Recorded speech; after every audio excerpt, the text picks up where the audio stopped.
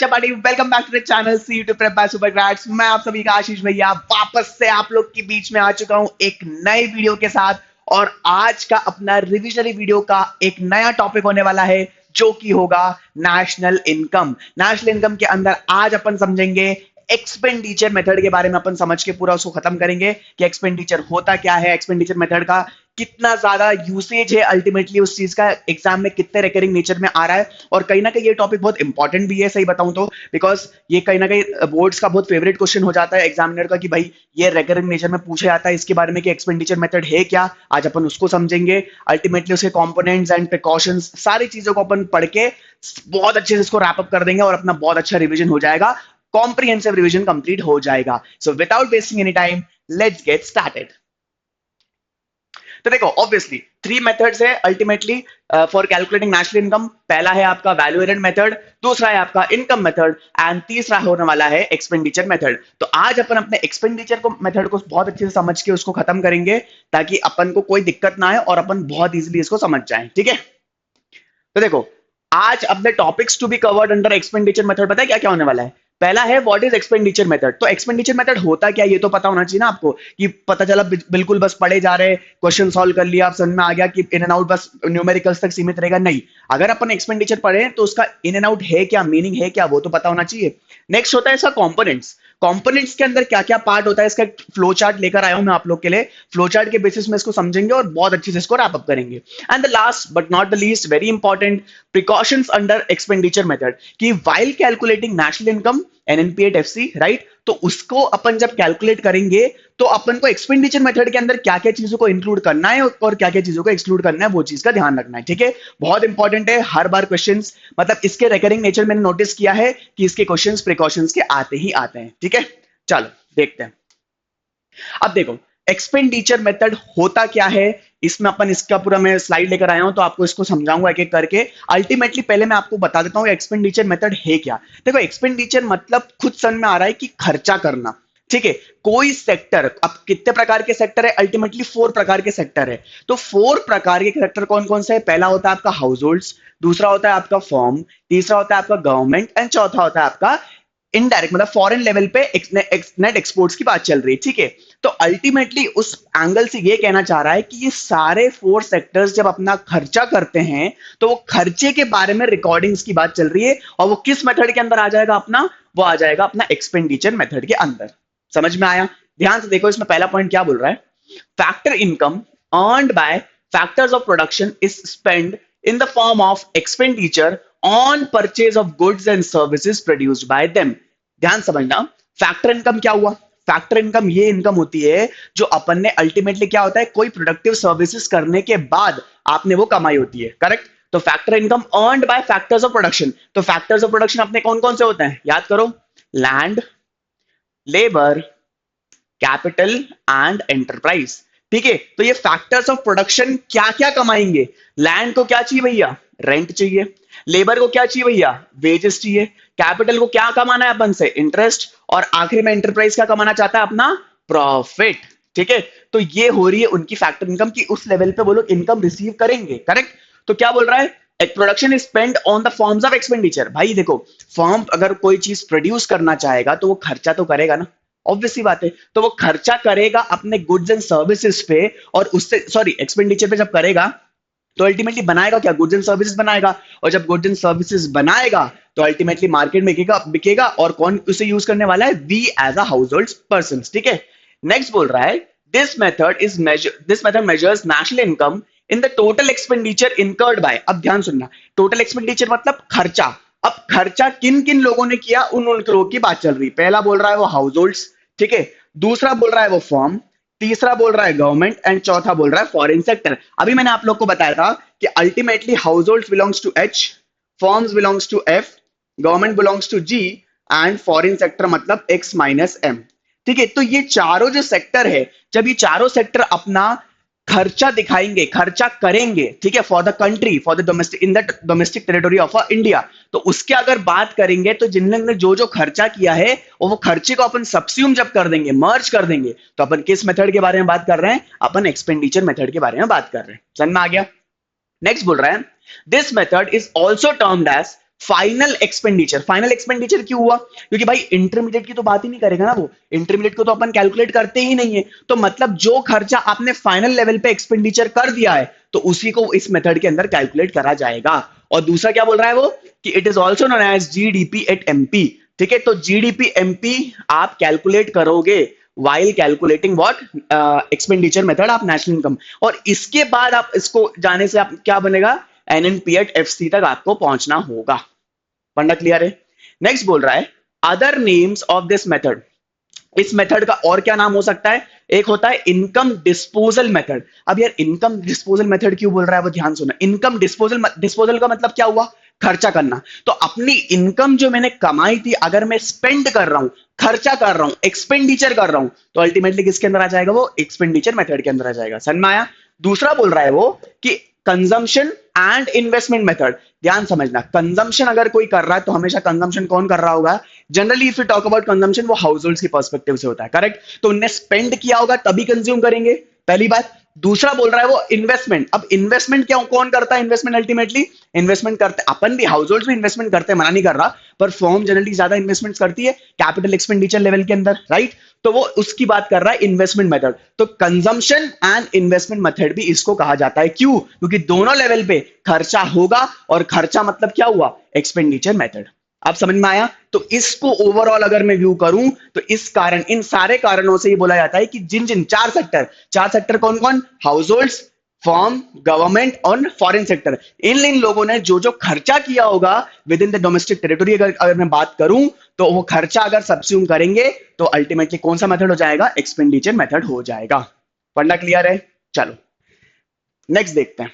अब देखो गाइस, ये है कंपोनेंट्स ऑफ एक्सपेंडिचर मेथड की बात चल रही है, और ये बहुत कॉम्प्रिहेंसिव चार्ट है, बहुत इजी लेवल पे मैंने चीजों को बनाया है, और इसको अगर अपन एक बार समझ लेंगे ना, मैं गारंटी दे रहा हूं इसके अलावा हटके कुछ भी एग्जामिनेशन में नहीं आएगा, पक्का।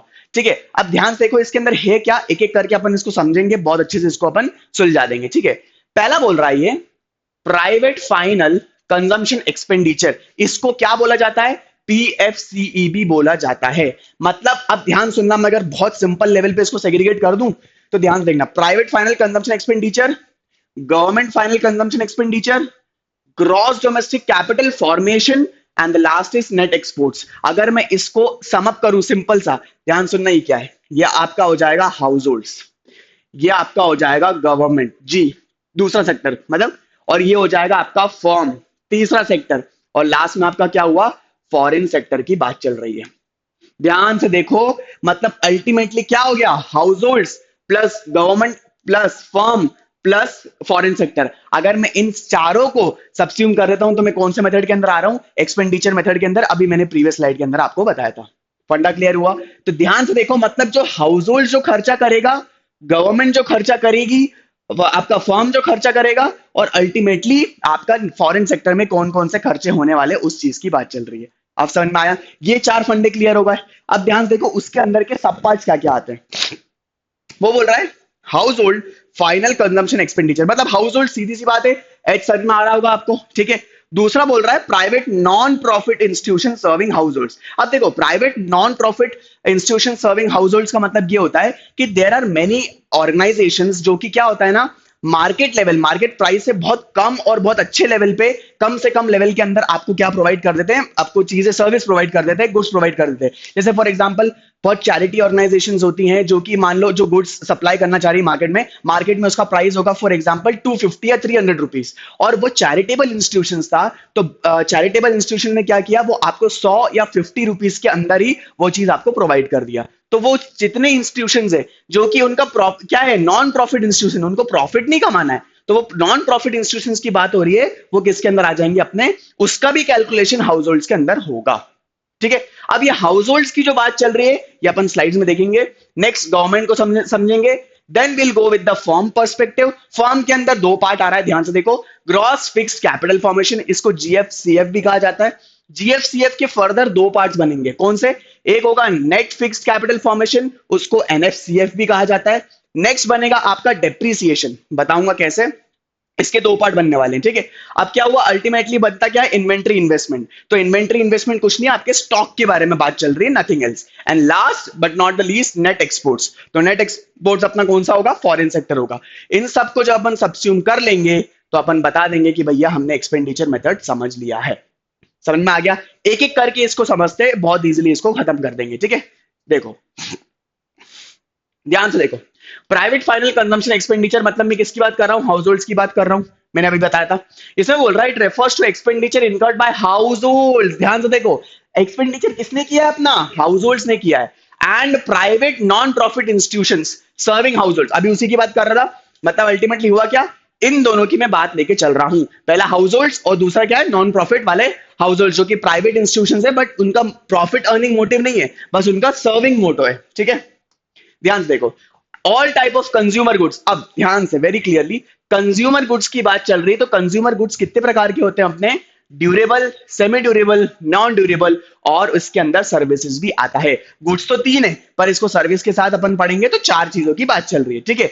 अब ध्यान से देखो, ड्यूरेबल गुड्स क्या होते हैं, which can be use again and again over the period of time, like TV, refrigerator etcetera. मतलब पता है ड्यूरेबल गुड्स का क्या हुआ, कि मतलब अपन एक बार टीवी खरीदते हैं तो ये क्या है, बार बार टीवी खरीदते रहते हैं क्या अपन, नहीं। टीवी जनरली उसकी शेल्फ लाइफ अपन मान के चलो 15 ईयर्स, 10 ईयर्स, 20 ईयर्स तक तो लोग चला ही लेते हैं आराम से, बहुत इजीली चला लेते हैं। और आज के जमाने में तो हाईटेक टीवीज ये सब आ रही हैं जो कि जिनका जो लाइफ है बहुत एक्सपेक्टेंसी अच्छा होता है, राइट। तो वो ड्यूरेबल गुड्स की बात चल रहा है। तो आपने अगर कोई खर्चा टीवी रेफ्रिजरेटर के अंदर किया तो उसको एड ऑन कर देना, ठीक है। दूसरा बोल रहा है semi durable goods. Semi durable goods कौन से हुए, which can be used with in a limited period of time less than a year. Generally क्या बोल रहा है, क्लोथ्स एंड शूज। अब देखो ध्यान से, मतलब वो ये बोल रहा है कि हुआ क्या, कि मान लो ड्यूरेबल गुड्स की बात हो गई, सेमी ड्यूरेबल में ये बोल रहा है मान लो ये टी शर्ट मैंने पहनी हुई है, अब मैं टी शर्ट क्या 10 साल चला सकता हूं, पॉसिबल है नहीं। एटलीस्ट इसको 1-2 सालों में, जनरली 1 साल के अंदर जनरली अपन क्या करते हैं, उसको रिप्लेस करने की बात करते हैं, क्योंकि उसका कलर फेड हो जाएगा या डल हो जाती है, राइट। वो एक पुराना दिखने लग जाता है, तो जनरली वो सेमी ड्यूरेबल गुड्स के अंदर आता है। शूज की अब हम बात कर रहे हैं तो शूज अपन चलते चलते हो सकता है 6-8 महीने में अपनी खराब हो गई, लॉजिक क्लियर हुआ। तो अपन नया परचेज करने की बात करते हैं, तो परचेज करना मतलब वापस क्या हुआ, एक्सपेंडिचर की बात हो रही है। तो उस पे सेमी ड्यूरेबल गुड्स पे भी अगर आपने कोई खर्चा किया है वो भी इसमें इंक्लूड होगा, ठीक है। नेक्स्ट बोल रहा है non durable goods which are generally perishable in nature, like milk, vegetables etcetera. Like देखो, सीधी सी बात है, मिल्क अपन परचेज करते हैं, वेजिटेबल्स परचेज करते हैं, मैक्स टू मैक्स अपन एक हफ्ता, बहुत ज्यादा बोल रहा हूं स्टिल, एक हफ्ता 3-4 दिनों में अपन को उसे कंज्यूम करके खत्म कर देना है, नहीं तो वो खराब हो जाएगा और वेस्ट हो जाएगा, राइट। तो आपने इनको वेजिटेबल्स और मिल्क परचेज करने के लिए भी आपने क्या किया होगा, खर्चा तो किया होगा, तो बस उसी खर्चे की बात चल रही है। फंडा क्लियर है। नेक्स्ट बोल रहा है service. Service which are non material in goods. मतलब नॉन मटेरियल गुड्स मतलब भाई सीधी सी बात है, क्या वो materialistic in nature in the sense वो बोल रहा है क्या वो गुड्स की बात है, नहीं। वो टच हो सकता है, नहीं। तो मैं आपको क्या दे रहा हूं, मैं आपको सर्विस दे रहा हूं। किस प्रकार की सर्विस, टीचिंग की सर्विस, राइट। तो वो टीचर जो डॉक्टर अपनी सर्विसेज देता है, राइट, तो वो चीजों की सर्विसेज को भी आप क्या होगा, आप मुझसे बैचेस परचेज जब करोगे तो अल्टीमेटली क्या होगा, आप परचेज कर रहे हो, आप खर्चा कर रहे हो, आप हाउस होल्ड हो, राइट। तो उसी की बात चल रही है, हाउस होल्ड जब कोई खर्चा करेगा in the form of service तो वो इसके अंदर आ जाएगा। फंडा क्लियर हो गया। नेक्स्ट देखो, पीएफसीई। पीएफसी मतलब private final capital consumption expenditure, sorry, includes expenditure incurred by the resident whether domestic or abroad। मतलब ध्यान सुनना, वो इतनी सी बात कर रहा है, मान लो ये अपना इंडिया है, करेक्ट। अब ये इंडिया की जो बात चल रही है ना, यहां पर जितने भी रेसिडेंट की बात है, फिर मान लो वो थोड़ी देर थोड़े टाइम के लिए श्रीलंका भी चले गए थे, उनका इन एंड आउट हो रहा था, तो दैट्स फाइन। बट वो रेसिडेंट थे ना, तो वो रेसिडेंट वाले जितने लोग हैं उनका जो खर्चा, जो खर्चे वो लोग करे होंगे अपने इनलैंड अपने एरियाज में, उन सारे चीजों को अपन कन्वर्ट करेंगे।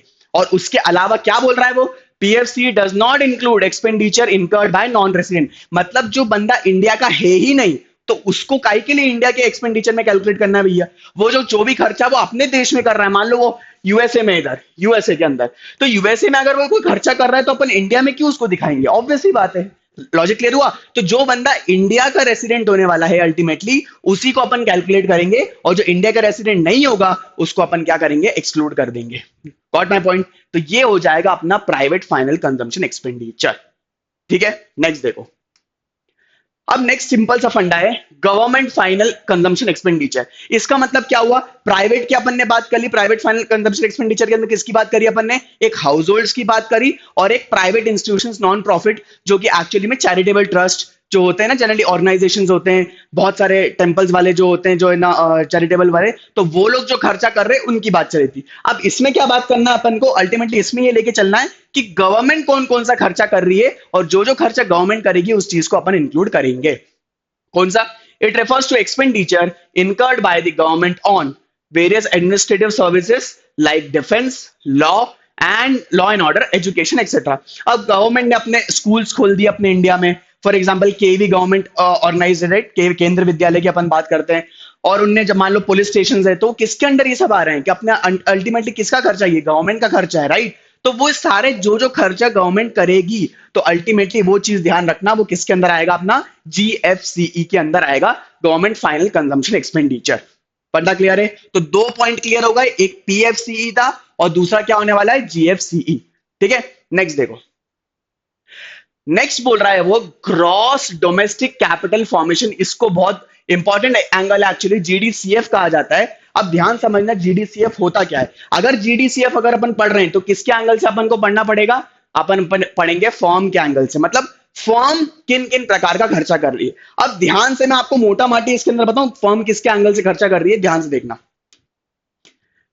फर्म अपना खर्चा करना चाह रही है gross fixed capital formation, GFCF. ठीक है, तो अल्टीमेटली क्या बोलना चाह रही है, it refers to an expenditure incurred by purchase of fixed assets that includes. अब ध्यान से, अगर फर्म की बात चल रही है तो फर्म क्या बोलना चाह रहा है कि वो खर्चा किन किन रूप से करेगी, वो फिक्स्ड एसेट्स के रूप में करेगी, राइट, फिक्स्ड एसेट्स के रूप में करेगी, और दूसरा खर्चा उसका किसके रूप में होगा, इन्वेंट्री के रूप में होगा। तो फिक्स्ड एसेट्स के रूप में अगर होता है तो उसके सब पार्ट्स क्या होंगे, ध्यान से देखो। वो बोल रहा है gross business fix investment includes purchase of new plant and machinery. मतलब अगर फर्म एक्सपैंड करना चाह रही है, कोई कंपनी है XYZ कंपनी, मान लो मेरी कंपनी है, अब वो एक्सपैंड करना चाहती है, उसका एक ब्रांच मान लो कहां पर है, मान लो उसका एक ब्रांच है अपना भोपाल में, ठीक है, अब वो दूसरा ब्रांच खोलना चाहती है इंदौर में, तीसरा ब्रांच खोलना चाहती है जयपुर में।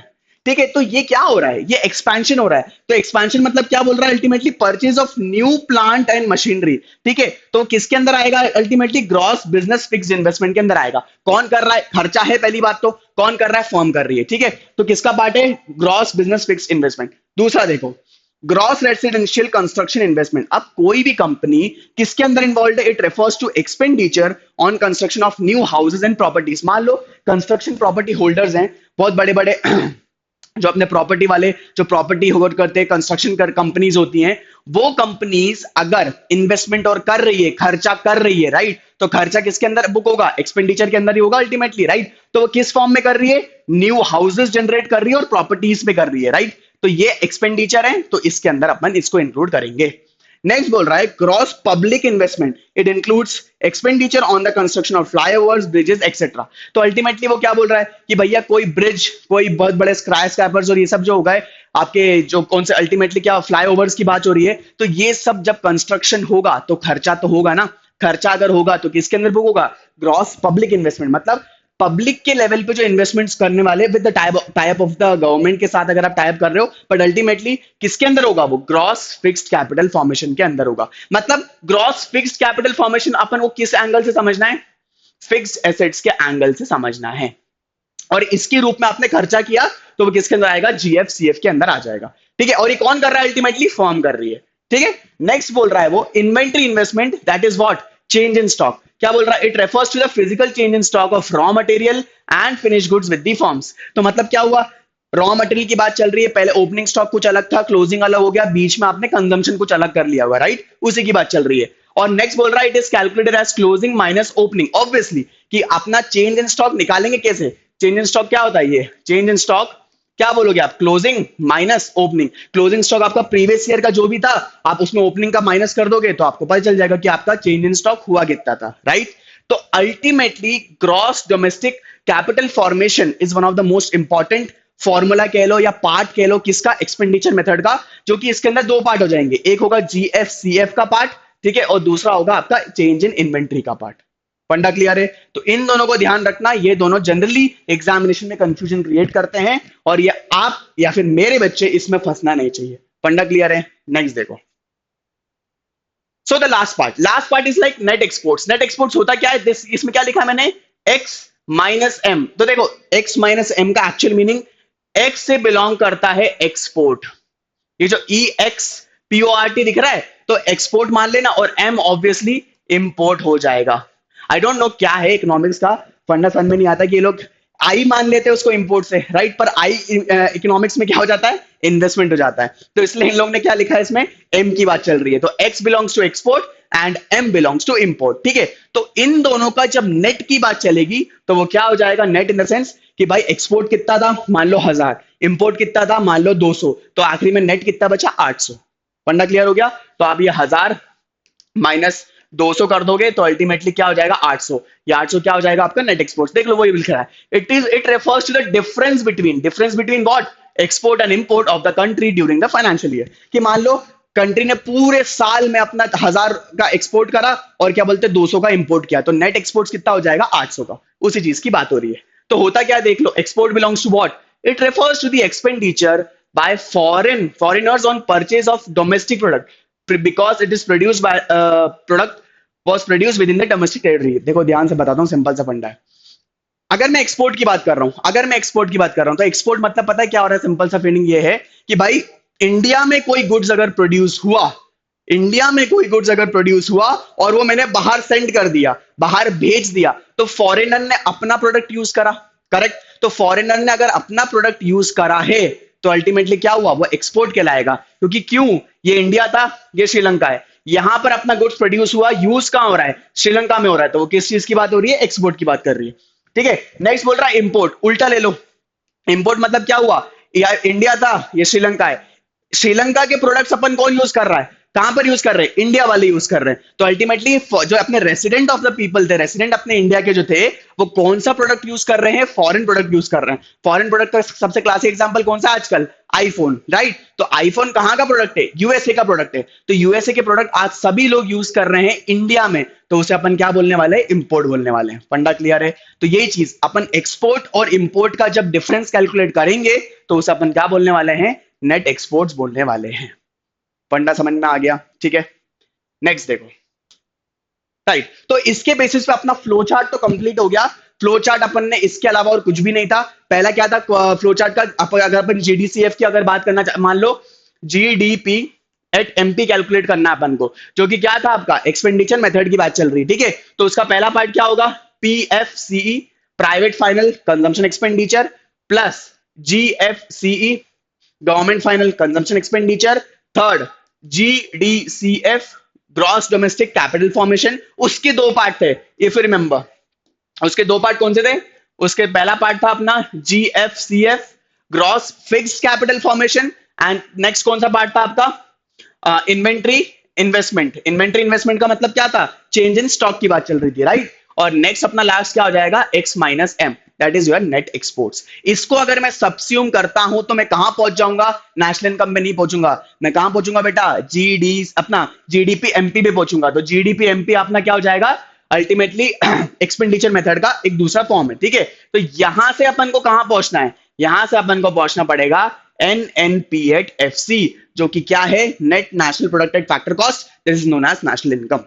फंडा क्लियर है? तो पहले अपन क्या निकालेंगे? जीडीपी एट एमपी निकालेंगे, gross domestic product at market price, और उससे अपन को कहां पहुंचना है?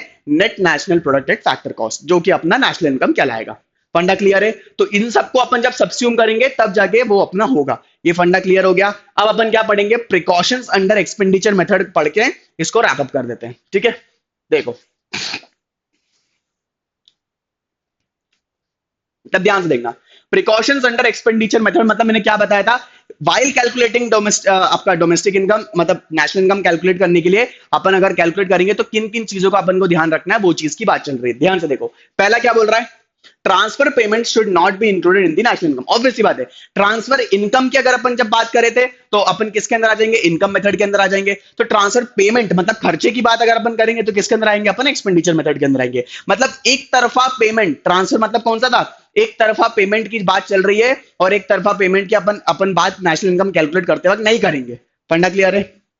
नेक्स्ट देखो, sale and purchase of second hand goods obviously will not be included in the national income. इसका मतलब क्या हुआ कि हम फर्स्ट हैंड गुड्स की ही बात करेंगे, सेकेंड हैंड गुड्स की बात नहीं करने वाले। मान लो मैंने कोई साइकिल परचेज करी थी 5,000 रुपए की, तो अगर मैंने फर्स्ट टाइम शोरूम से परचेज करी 5,000 रुपए की साइकिल, तो उसका तो कैलकुलेशन इसके अंदर होना चाहिए। किसके अंदर? एक्सपेंडिचर के अंदर होना चाहिए अल्टीमेटली। पर अगर मैं अपने सेकेंड हैंड गुड्स की बात करूं, तो सेकेंड हैंड गुड्स मतलब क्या हुआ? आप आए मेरे पास कि सर 5,000 की साइकिल आपने 5 साल पहले खरीदी थी, आप 1,000 रुपए में मेरे को दे दोगे क्या? तो वो सेकेंड हैंड गुड्स हुआ। आपने शोरूम से खरीदी क्या? नहीं, आपने मुझसे खरीदने की बात करी, तो उसके अंदर कैलकुलेशन की बात नेशनल इनकम में नहीं करेंगे, सेकेंड हैंड गुड्स का पार्ट नहीं होगा। ठीक है, नेक्स्ट बोल रहा है expenditure on intermediate goods will not be included in the national income. Obviously ना, इंटरमीडिएट गुड्स अभी क्या है, फाइनल एक्सपेंडिचर की बात नहीं पहुंच पा रहा है, वो अभी इन प्रोसेस है। इसमें फर्दर अपन को वैल्यू एडिशन करना पड़ेगा, तब जाके अपन फाइनल फिनिश गुड्स के अंदर पहुंचेंगे। तो मतलब क्या बोल रहा था वो, रॉ मटेरियल से एफजी का पार्ट। तो रॉ मटेरियल को, इंटरमीडिएट गुड्स को अपन को इसके अंदर इंक्लूड नहीं करना है। किसको करना है? फिनिश गुड्स को इंक्लूड करना है। उसका जो भी खर्चा अगर होता है तो वो एक्सपेंडिचर का मेथड का पार्ट बनेगा और फिर फाइनली वो नेशनल इनकम का भी पार्ट बन जाएगा। ठीक है, नेक्स्ट बोल रहा है sale and purchase of shares and debentures will not be included in the national income. Obviously क्यों सेल एंड परचेज ऑफ क्या बोलते हैं अपना ये शेयर्स एंड डिबेंचर्स की बात क्यों नहीं कर रहा है? क्योंकि इसमें कोई अपना गुड्स एंड सर्विसेज अपन ने सेल नहीं किया है। ये एक ऐसा बोलते हैं कि सॉर्ट ऑफ वो है, गैम्बलिंग सॉर्ट ऑफ हो गया कि भाई मेरे पास जहां शेयर रखे थे उसका कल का प्राइस हो गया 500 और सडन गिरा और तो 100 पे भी आ सकता है, राइट? तो कोई goods and sale of goods and purchase की बात तो कर नहीं रहा, गुड्स एंड सर्विसेज की, तो उसको अपन इसके अंदर इंक्लूड नहीं करने वाले हैं। ठीक है, and the last but not the least, imputed value of, इसका मतलब बता, इंप्यूटेड वैल्यू का सिंपल सा मीनिंग है कि भैया सेल्फ कंजम्पशन, मतलब अगर कोई कंपनी ने प्रोड्यूस किया था 1,000 यूनिट्स, ठीक है, अब 1,000 यूनिट्स प्रोड्यूस किया और उन्हें सेल कर दिया 800 यूनिट्स, ठीक है, तो 800 यूनिट्स अगर सेल कर दिया और उन्हें 200 सेल्फ कंजम्पशन अगर कर लिया, ठीक है, अगर 200 ने सेल्फ कंज्यूम कर लिया तो भी वो नेशनल इनकम का पार्ट बनेगा। सिंपल सा फंडा, मतलब अपन को इससे कोई मतलब नहीं, इससे कोई मतलब नहीं, अपन 1,000 की बात करेंगे और 1,000 को अपन क्या बोल देंगे, नेशनल इनकम में कैलकुलेट कर देंगे। उसी अपन क्या बोलने वाले, इंपोर्टेड वैल्यू ऑफ सर्विसेज को इंक्लूड करने वाले, जो कि जनरली कैप्टिव कंजम्पशन की बात करता है। ठीक है, दिस वे अपना टॉपिक एक्सपेंडिचर मेथड का बहुत कॉम्प्रिहेंसिव लेवल पे अपन ने इसको खत्म करा है रिवीजन। अगर आपको कोई डाउट होता है तो प्लीज कमेंट बॉक्स में मुझे बताना और मैं उसको रिवर्ट करूंगा, और आप अपने रिवीजन को प्लीज बहुत कंटेस्ट करते जाओ। मैं बहुत डिटेल लेवल पे वीडियो बना रहा हूं ताकि आप लोग इस वीडियोस को देखकर ही आपका बहुत अच्छा कॉम्प्रिहेंसिव रिवीजन हो जाए और आपको कोई दिक्कत ना आए। ठीक है, तो आप इसका रिवाइज करिए, कोई डाउट होता है तो प्लीज मुझे रिवर्ट करिए। Till that time, happy learning and good bye.